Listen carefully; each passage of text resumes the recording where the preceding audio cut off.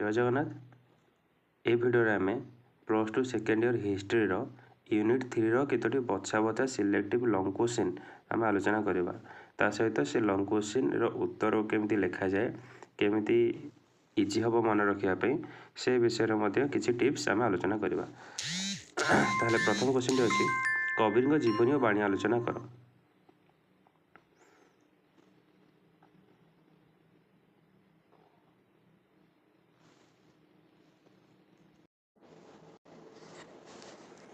तो ये प्रथम इंट्रोडक्शन आम लिखिदेवा जमीक लिखाई मध्ययुग भारत में धर्मीय पुनर्जागरण भक्ति आंदोलन अन्यतम पुरोधा थे महात्मा कबीर। से जड़े विशिष्ट सन्थ समाज संस्कारक एवं कवि भाव में सारा भारत में परिचित। हिंदू मुसलमान एकता एवं समाज प्रचलित अंधविश्वास दूर कर अवदान अतुलनीय। तापर रही कबीर जीवनी जो जन्म केउठारे होता किपरि से जड़े हिंदू ठारे जन्म ग्रहण करते सहित माता छाड़ देकी पलैते लहरलता पोखरी कूल। तापर से नीरू निमा नामक जड़े मुसलमान तंती दंपति पाई लाण पालन होते से गुरु संस्पर्श आसिले स्वामी रामानंद।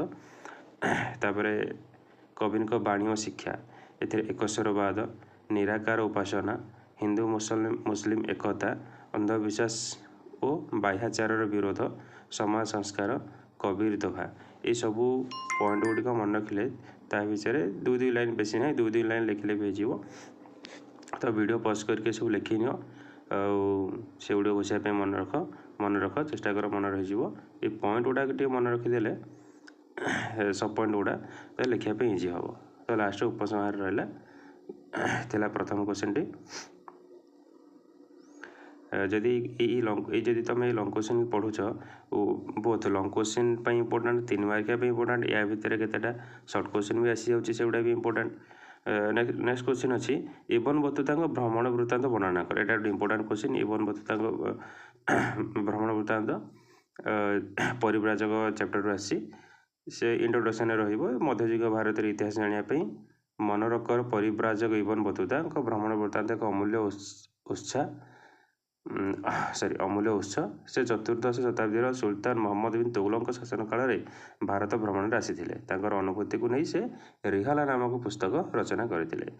भ्रमण वृत्तांत विषय लिखागला पॉइंट रही प्रथम पॉइंट रे भारत आगमन और राजकीय सम्मान किपर से भारत आसिले मोहम्मद बिन तुगलक स्वागत जनइले राजकीय सम्मान मिलला यह विषय ये पॉइंट अच्छी। 2 नंबर में मोहम्मद बिन तुगलक शासन विषय से रिहाला पुस्तक लिखिं जमीक कि से उदारमना किंतु कठोर शासक थे। 1 उदारमना 2 कठोर शासक भाव चित्रण कर विशेषकर सुल्तान द्वारा दिल्ली में दौलताबाद को राजधानी स्थानांतरित कर भयंकर परिणति एवं दिल्ली में जनशून्य अवस्था विषय से उल्लेख कर भारतर सहर और वाणिज्य कथा से लिखिं रिहाला पुस्तक। जोगाजोग और डाक व्यवस्था कौन थी उलुक दावा उलुक घोड़ा द्वारा परिचालित डाक व्यवस्था दावा पादरे चली चली जाऊँ साम्बादिक डाक व्यवस्था यह विषय से रिहाला पुस्तक लिखिं। नेक्स्ट पॉइंट रे नूतन खाद्य कृषि जमीक पान कथा नड़िया कथा से लिखिं। कृषि करने कथा कृषक मैंने वर्ष को 2 थर फसल अमल करुले से लिखिं। सामाजिक प्रथा जितेबाला समाज में सतीदाह प्रथा होगला दास प्रथा विषय में सूचना देते। बजार दास दासी मानू बिक्री करा कथा एवं से उपहार भाव दि कथा से पुस्तक लिखिं। ये सब पॉइंट गुड़ा मन रखिले 6टी पॉइंट अच्छी से सब मन रखिले नेक्स्ट लिखे घोषापी मन रखा इजी हम।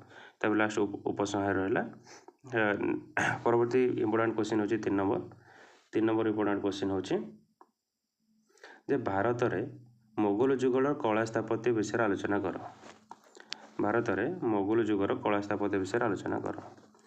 भारत इतिहास मोगल शासन काल विषय इंट्रोडक्शन टी रही कला स्थापत्य विकास अविस्मरणीय जुग मोगल कला स्थापत्यर भारतीय पारस्य इस्लामीय शैली एक अपूर्व समन्वय देखा मिले।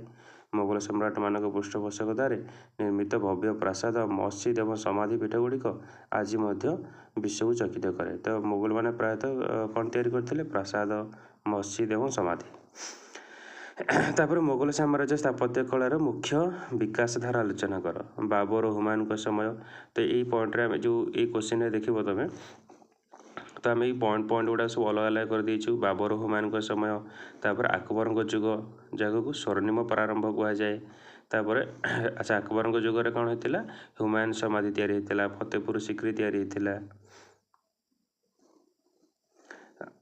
आग्रा दुर्ग तैयारी होता। तापर जहांगीर जुग, जहांगीर समय कौन कौन होता ये पॉइंट रखागला। शाहजहां जुगर मोगल स्थापत्यर चरम सीमार पहुँचता। शाहजहां समय, शाहजहां शासन काल मोगल स्थापत्यर सुवर्ण जुग कहुए। से लाल पत्थर परिवर्ते श्वेत मार्बल व्यवहार करने को भल पाते। ताजमहल कथा होगला, लाल किला कथा होगला, जामा मस्जिद कथा होगला। तो शाहजहां ये पॉइंट रही। औरंगजेब एवं परवर्ती समय, औरंगजेब स्थापत्य प्रति विशेष आग्रही नथिले। समय निर्मित बीबी का मकबरा औरंगाबाद, ताजमहल एक नकल हेले से सुंदर नुहे। पर मोगल स्थापत्यर अवनति घटला। लास्ट उपसंहार। तो आम ये पॉइंट गुड़ा मन रखिले सीरियल वाइज अच्छी। तो कहापर किए आसी से अनुसार आम लॉन्ग क्वेश्चन मन रखिपर। नेक्स्ट 4 नंबर क्वेश्चन अच्छी। 4 नंबर क्वेश्चन, दिल्ली रे सुल्तानी शासन समय भारतर सामाजिक अवस्था वर्णना कर। दिल्ली रे सुल्तानी शासन समय भारतर सामाजिक अवस्था कौन थी। तो इंट्रोडक्शन रहीगला। तापर सामाजिक अवस्था को केतोटी पॉइंट भाग करागला। समाजर श्रेणी विभाग केमती उच्च श्रेणी, मध्यम श्रेणी, निम्न श्रेणी ये भाग करा जायतिला। मुसलमान समाज, मुसलमान समाज विभिन्न गोष्ठी रही। शासक गोष्ठी तुर्की, अफगान और पारस्य लोकंर प्राधान्य थिला। मुसलमान समाज को मुख्यतः 2टी श्रेणी विभक्त करा जायतिला। अलबेरी, अजलफ, उलेमा, जोटा शासक गोष्ठी थे अलबेरी एवं अजलफ थे निम्न श्रेणीर।